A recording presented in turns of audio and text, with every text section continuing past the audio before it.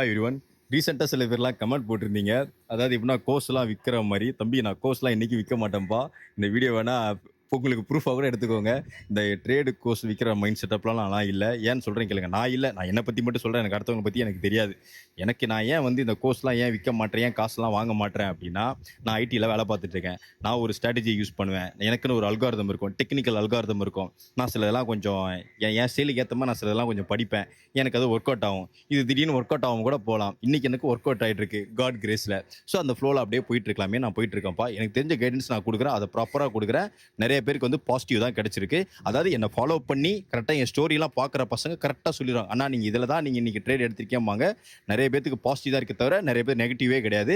அதுவும் வேணா கூட இனிமே நான் அப்கமிங் வீடியோஸ்ல நான் உங்களுக்கு வந்து ப்ரூஃபோட நான் உங்களுக்கு போடுறேன். அதே மாரி நான் திரும்பவும் சொல்லிர்றேன். நான் யார்கிட்டயும் இத வந்து காசுலாம் வாங்குறதும் கிடையாது. இந்த கோர்ஸ் விக்கிறேன்ற மைண்ட் செட்டப் கிடையாது. என்னால நெறைய பேத்துக்கு டிஎம் பண்ண முடியல. அது சில பேத்துக்கு கோவப்படுறீங்க. கோவப்படாதீங்க. நீங்க எனக்கு டிஎம் பண்ணிக்கிட்டே இருங்க. அந்த நோட்டிஃபிகேஷன் நான் கண்டிப்பா வந்துட்டு ரெஸ்பான்ஸ் பண்ணிடுவேன். சில பேருக்கு நான் ரெஸ்பான்ஸ் பண்ணியிருப்பேன்.